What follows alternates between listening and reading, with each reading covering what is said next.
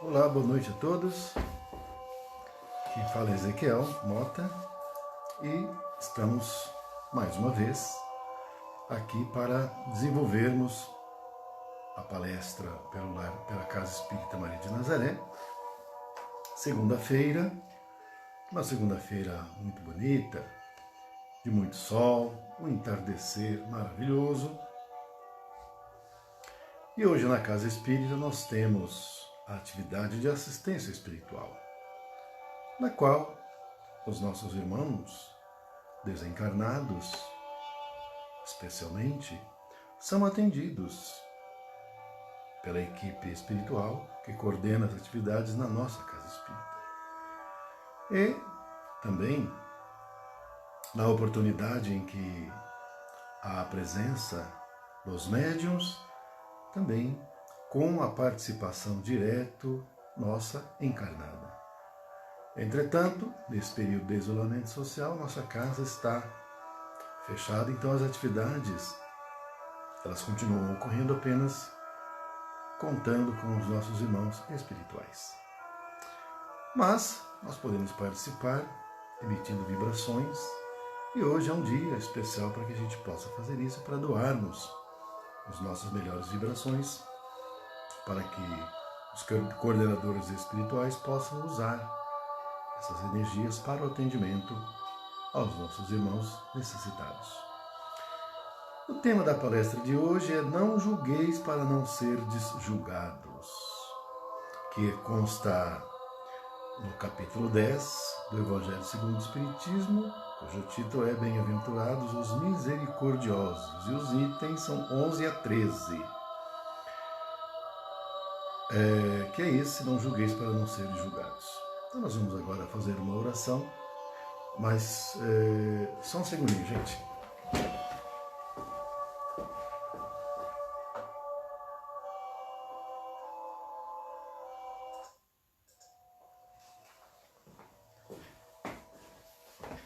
Eu esqueci a música ligada, estava muito alto. Nem eu percebi, mas agora eu vi que estava muito alto mesmo. Então, vamos fazer uma oração para a gente dar início. Fechar os olhos e elevar o pensamento a Deus. Oremos. Pai nosso que estais no céu, santificado seja o vosso nome. Venha a nós o vosso reino, seja feita a vossa vontade, assim na terra como no céu. O pão nosso de cada dia nos dai hoje, perdoai nossas ofensas, assim como perdoamos a quem nos tem ofendido, não nos deixando cair em tentações, mas livrando-nos de todo mal, que assim seja. Graças a Deus e graças a Jesus. Paz e luz aos nossos corações. Então, meus amigos, o tema é esse, não julgueis para não serdes julgados. Bem, essa situação, ela é semelhante àquela outra passagem que o Cristo nos ensina, para que nós primeiro olhemos a trave que temos no nosso olho, para depois olharmos o cisco no olho do nosso irmão, que é a trave e o argueiro. Então essas duas situações, elas na verdade se referem à mesma questão, né? Bom, então, o Cristo recomenda para que nós não julguemos, para também não sermos julgados. E essa situação nos remete a nós buscarmos reprimir o mal que ocorre, que alguém esteja praticando, não é? Ou então a nossa intenção seja, ante o mal que a pessoa esteja praticando, nós buscarmos denunciar esse mal para desacreditá-la, não é? Então é reprimir, na verdade, é apontar a falha da pessoa, o mal que a pessoa está causando, a falha, o erro, para desacreditar a pessoa, para colocá-la em uma situação constrangedora, difícil. Então tem essas duas situações. A primeira é para recriminar, reprimir o mal, e a outra é para desacreditar a pessoa. Essa segunda situação, que a gente age para desacreditar a pessoa, para colocá-la numa situação difícil, não é? Essa é muito pouco louvável, porque a nossa intenção não é boa, na verdade. Então, não necessariamente a gente quer reprimir o mal, mas a gente quer mostrar o defeito da pessoa, para ela ficar mal perante todos os outros. Né? Então, nesse caso, se a ação da pessoa é má, a nossa também é má. Porque a nossa intenção nesse caso não é benéfica, não é boa. É ruim também, ela é maléfica também. Porque a gente não quer reprimir o mal em si, de uma forma geral, para trazer o bem comum. A gente quer atingir a pessoa. Então a gente quer desacreditar, atingir a pessoa. Então, nesse caso, a gente está agindo com maldade. E a pessoa com certeza vai perceber isso. E ela vai nos odiar por isso. Ficar com raiva de nós por causa disso. Além do mais, nós estamos entrando num assunto que, normalmente, nem seria da nossa alçada. E aí nós vamos arrumar um inimigo gratuito. Aquela pessoa que vai nos odiar, vai nos querer mal. E uma coisa que é a mais importante, nós não vamos conseguir corrigir nada com a nossa atitude, além de nós não ajudarmos a pessoa a se corrigir, e nem aos outros que eventualmente tenham a mesma falha, ainda nós vamos criar um ambiente de beligerância, um ambiente de dissensões, de ódios, de rancores, de vingança. Nós vamos arrumar o inimigo que nós não tínhamos. Para que a gente vai atrás de arrumar confusão? Não é? Como se diz, né? Arrumar sarna para se coçar. A gente usava muito essa expressão no passado, não é? E aí você arruma essa pessoa que vai te odiar, ou quando ela puder te prejudicar, ela vai, nunca vai te ajudar, porque ela ficou com raiva de você. Porque no entender dela, você quis prejudicá-la gratuitamente. Ela não teria feito nada para você diretamente, mas você foi lá arrumar encrenca com ela. E quando ela puder, ela vai atrapalhar, vai pôr pedra para você tropeçar na sua caminhada.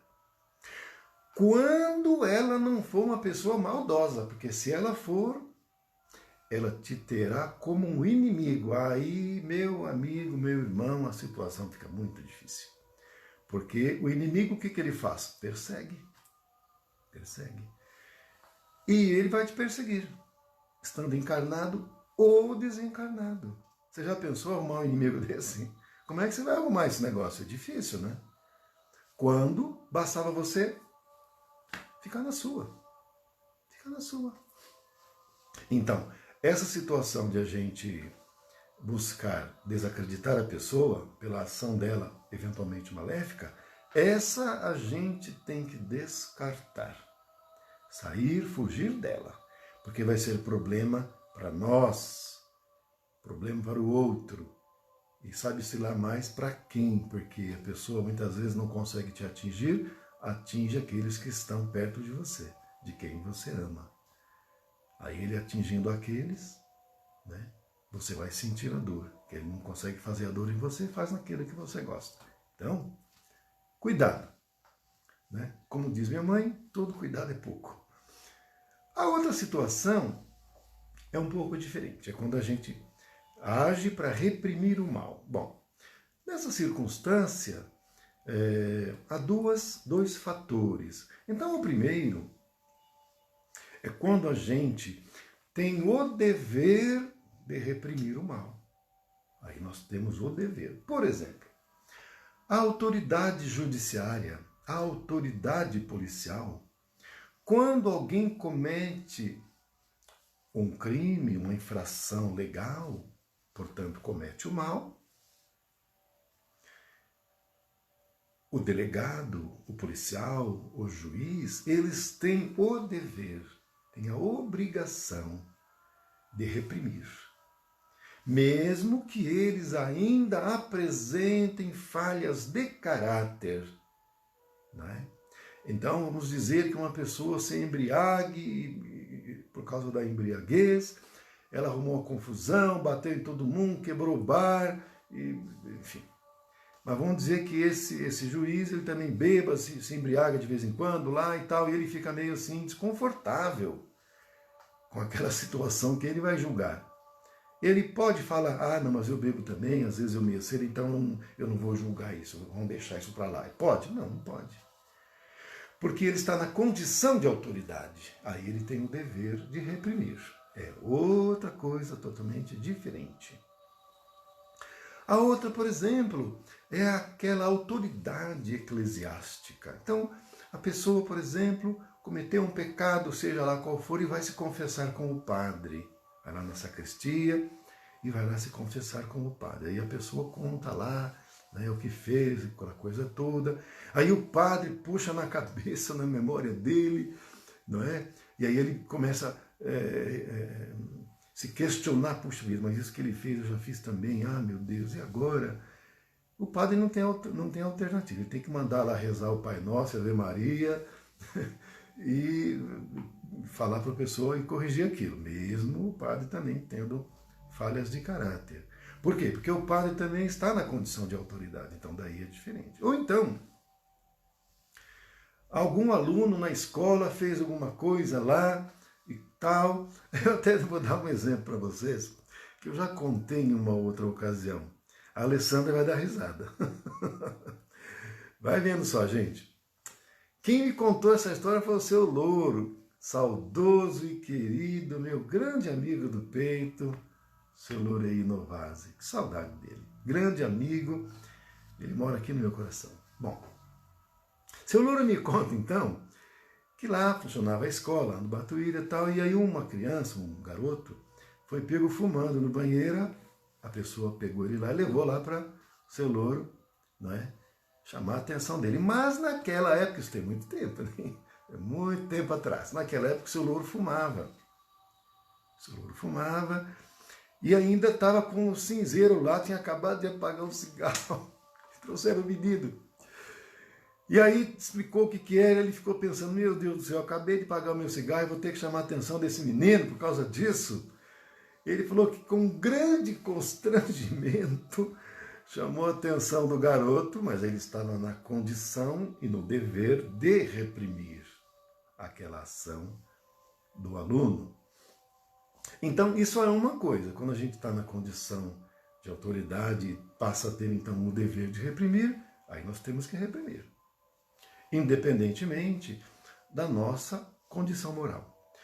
Porque o mal, ele precisa ser reprimido, porque senão o mal toma conta de tudo. Então o juiz que tem falha de caráter, vem o criminoso, faz o crime e ele não vai julgar, não vai dar condenação, então todo mundo vai fazer crime, vai virar uma bagunça danada, então o planeta já é um problemão, né? Porque o mundo ainda é expiatório. E já pensou se não tivesse, então, o sistema judiciário funcionando, o sistema de justiça. Bom, então, essa é uma situação. A outra é quando nós estamos em pé de igualdade da outra pessoa que praticou a falha, o erro ou o mal, né? Nós não estamos na condição de autoridade. Então, nessa situação, é que é o questionamento. Nos cabe ir lá apontar o dedo para a pessoa, do erro, da falha, do mal que a pessoa está praticando? Nossa situação é igual, a minha e a dele, nós estamos em pé de igualdade. Eu não estou na condição de autoridade, de nada, eu não sou... se eu fosse o pai e fosse o filho, o pai tem que reprimir. Mesmo que o pai tenha falha de caráter, o pai tem que reprimir o filho. É a condição de autoridade paterno-filial. É a mesma coisa do padre, do juiz, do policial. A situação paterno-filial sai. Não é o caso. O caso que eu coloco são duas pessoas na mesma situação, em pé de igualdade. Não tem relação alguma. Então a pessoa vê, né, e vai lá, né, falar. Então a pessoa bebe, a gente vai lá, nem conhece a pessoa, vai dar um sabão nele e falar e coisa e tal. Ou seja lá o que for. Nesse caso, o Cristo nos deu o rumo, o norte a se seguir. Na circunstância em que a mulher adúltera foi pega em adultério e foi trazida e a ser lapidada. E aí perguntaram para Jesus o que ele achava, qual era a opinião dele sobre isso, porque disseram que a lei de Moisés, no caso de adultério, mandava lapidar, apedrejar a mulher adúltera. E aí então perguntaram para Jesus o que ele podia dizer sobre isso. Claro que a intenção deles era pegar o Jesus no contrapé, mas o mestre, né? Imagine, espírito puro, né? Ele simplesmente escrevia na areia, estava agachado, quando questionaram ele sobre isso. Aí ele levantou os olhos e disse assim: atire a primeira pedra quem estiver sem pecados. Olhou sério, firme, e abaixou e continuou escrevendo na areia. Né? Aí as pessoas sentiram, perante a autoridade moral de Jesus, e a energia, a vibração, que é como um sol do Cristo, né? Bateu em cada um aquela vibração, aquela energia, aquela autoridade moral do Cristo, bateu em cada um daqueles que iriam tirar a pedra, que já estavam com a pedra na mão para jogar. A mulher já estava encostada para ser lapidada, ia ser morta, apedrejada, por apedrejamento. E ele, sentindo o impacto da vibração de Jesus com aquelas palavras: atire a primeira pedra quem estiver sem pecados. E como todos ali tinham, os mais velhos tinham mais, então a partir dos mais velhos foram jogando a pedrinha no chão e cada um indo para sua casinha. Porque quem é que está sem pecado? Quem é que tem a perfeição? Quem é que tem a condição moral de falar do outro? Ali não tinha ninguém. Então todos eles foram embora. E aí a mulher olhou para Jesus e Jesus falou para ela: onde estão os teus acusadores? Eles não te acusam e nem eu te acusarei. Vai e não peques mais. Tá certo? Então, o Cristo não abonou o mal. Ele não aprovou o mal. Mas os outros não tinham autoridade também para matar a mulher. Mas aí ele disse para a mulher: olha, em outras palavras, né? Como ele disse, vai, não peques mais, ele quis dizer que aquilo que ela está fazendo estava errado. Então, o que ele quis dizer? Olha, o que você fez, o adultério, não está certo. Mas você então pode ir. Vá. Mas não erre de novo, para que coisa pior não te aconteça. Porque senão, né, você cometeu um erro e vai cometer o erro de novo, vai dar problema. Então, agora, o Cristo não abonou o mal. Ele não aprovou o mal de nenhuma forma. Então, o que acontece? Se nós não temos autoridade moral, como é que a gente vai querer apontar o dedo para o outro? É como aquela questão da trave do orgueiro. Então a gente tem um monte de defeitos, aí a gente vê o defeitinho do outro e vai lá apontar o dedo. Nós não temos essa autoridade para isso. Por outro lado, é preciso que nós tenhamos a compreensão que cada um tem o seu tempo. Não adianta a gente querer corrigir a pessoa à força, não é? Muitas vezes a gente fala assim: mas eu já falei 1000 vezes, a pessoa não ouve, não faz, não adianta. E não adianta mesmo. É como a pessoa que, por exemplo, é alcoólatra, a pessoa bebe. Adianta internar a pessoa à força? Ou a pessoa que usa drogas, maconha, sei lá. Adianta internar à força a pessoa? Não vai adiantar. Porque ela vai fugir. Na primeira oportunidade, ela foge.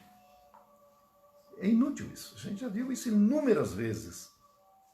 Então, é preciso a pessoa sorver até a última gota do cálice. E aí ele não aguenta mais. Ele não pode nem ver mais a bebida. Ele fala: não suporto mais isso. Aí parte dele a mudança.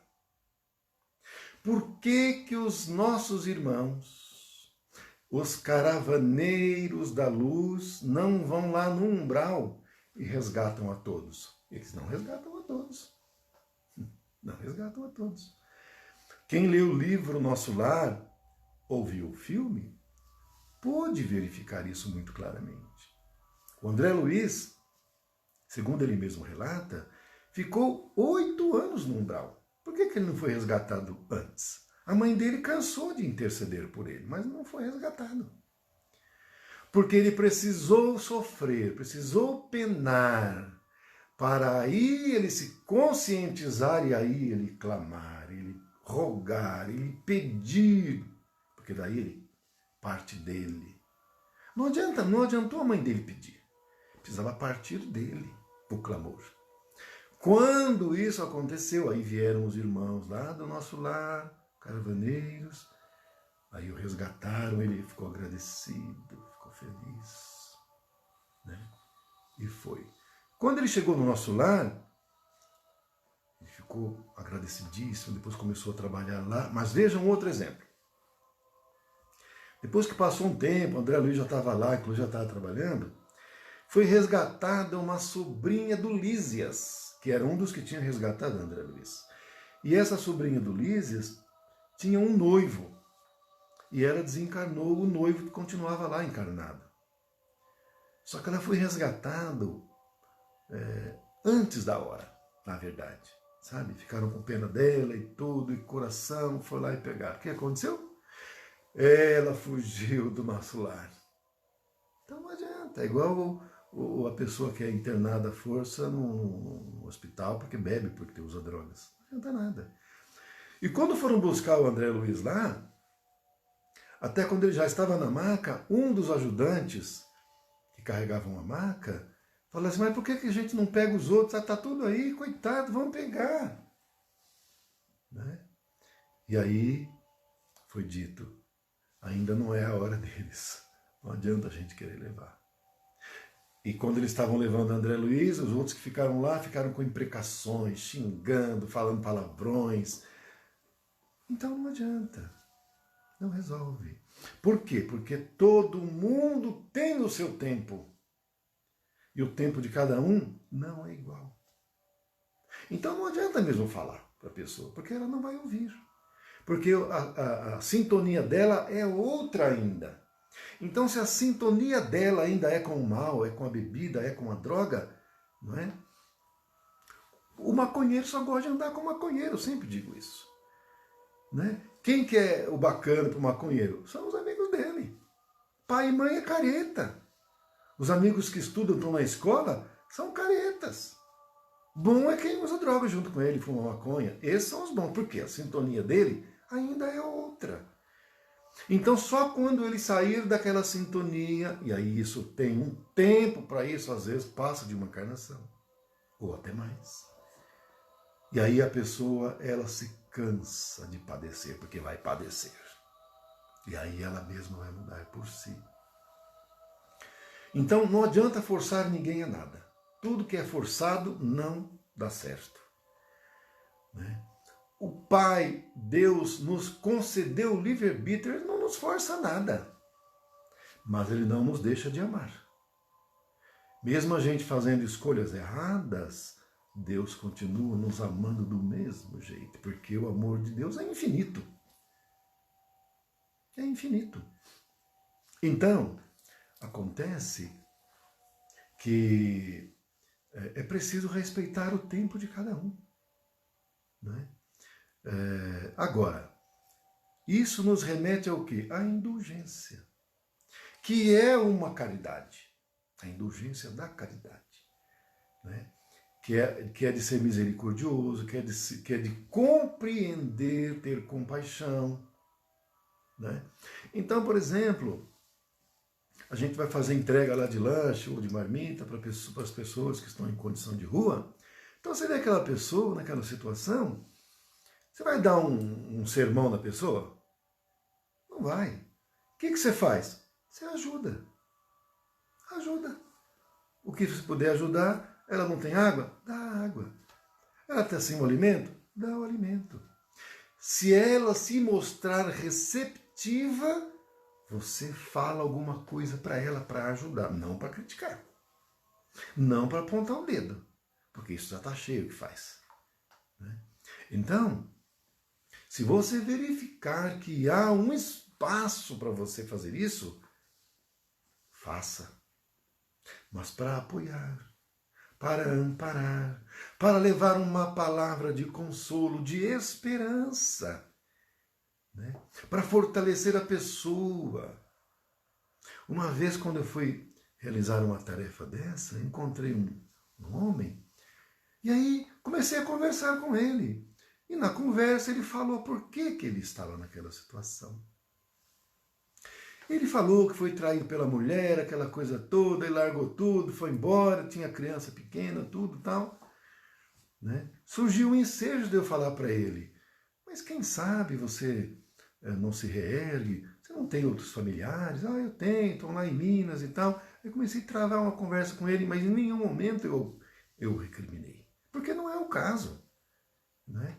É como o Chico falava, não adianta você querer falar de evangelho, a pessoa com a barriga vazia. A pessoa está com fome, dá comida primeiro, depois você conversa de evangelho. Então, se a pessoa está com fome do alimento espiritual, aí você fala do alimento espiritual. Mas qual que é a emergência da pessoa? Mas recriminar, reprimir, apontar o dedo para o erro da pessoa, isso é uma coisa que deve ser evitado sempre, porque não funciona, não dá certo. Né? E também mostra a nossa falta de indulgência, né? De amor para com o nosso semelhante. Por outro lado, quem de nós tem autoridade moral para fazer uma coisa dessa? Nenhum de nós. Todos nós apresentamos falha de caráter. Então, se a gente tem amor no coração, vamos estender a mão. É o que a gente pode fazer. É o que o Chico fazia. O Chico ia nos lugares onde tinha pessoas muito carentes, necessitadas, ele ajudava a fazer uma oração. Nunca recriminava ninguém, porque a pessoa estava daquele jeito. Jamais. Né? E é o que cada um, é o que também nos cabe. Então, para a gente buscar reprimir o mal, vai depender muito da condição, porque o espírito puro, o espírito de luz, ele não fica apontando o dedo para ninguém, como Cristo fez, ele não apontou o dedo. Aliás, ele falou, quem estivesse em pecado, atire a primeira pedra. E ninguém atirou pedra nenhuma, foram todos embora. E o próprio Cristo, que tinha autoridade moral, ele também não recriminou. Ele disse, onde estão seus acusadores? Eles não te acusaram, nem eu te acuso. Vai, não peques mais. Então, os espíritos superiores, os espíritos puros, eles não nos acusam de nada, porque eles sabem que cada um de nós tem o nosso tempo, mas eles não abonam o mal. O mal não é abonado, mas a pessoa que está no mal, ela é acolhida. Ela é abraçada. Ela é compreendida. A pessoa que está no mal. Mas o mal em si, ele não é abonado, ele não é aprovado. Como nesse caso que nós estamos falando aqui, né? Atire a primeira pedra quem estiver sem pecados. Porque nós temos que preocupar com a pessoa. Porque o mal tem mesmo. O mundo é expiatório. Ué, né? O mal tem. Não tem jeito. O mundo é expiatório ainda. Agora, se nós tivéssemos um mundo feliz, onde o mal não existisse mais na Terra, aí era tranquilo, não ia ter ninguém com falhas de caráter, né? Ninguém que praticasse o mal, todo mundo ia só fazer o bem, todo mundo ia um ajudar o outro, para que todos possam estar felizes, porque aí cada um compreende que a nossa felicidade só vai ser completa se também o nosso irmão estiver feliz. Porque eu feliz e o resto do triste não é felicidade, a não ser que nós agasalhemos em nosso coração o egoísmo. Mas o espírito que já habita mundo feliz, já não tem mais o egoísmo no coração, porque já está vivendo a lei do amor. Fazendo a vontade de Deus. E a vontade de Deus é o bem comum. Né? É todo mundo estar bem, está todo mundo feliz. Né? A desigualdade sempre vai existir, claro, mas todo mundo está feliz. Porque veja, nós podemos estar vivendo em uma choupana, à beira de um lago, uma casa simples, mas felizes. Pronto. A pessoa, por outro lado, pode estar vivendo em um palácio, mas também feliz. Então não é o lugar onde nós estamos que vai fazer que nós nos sintamos felizes, mas é o nosso estado íntimo. Porque se o nosso estado íntimo for o de união com Deus, não importa o lugar. A pessoa vai estar feliz em toda parte. O Cristo pode descer nas zonas abissais, lá no fundo da terra. Ele continuará sendo o Cristo do mesmo jeito.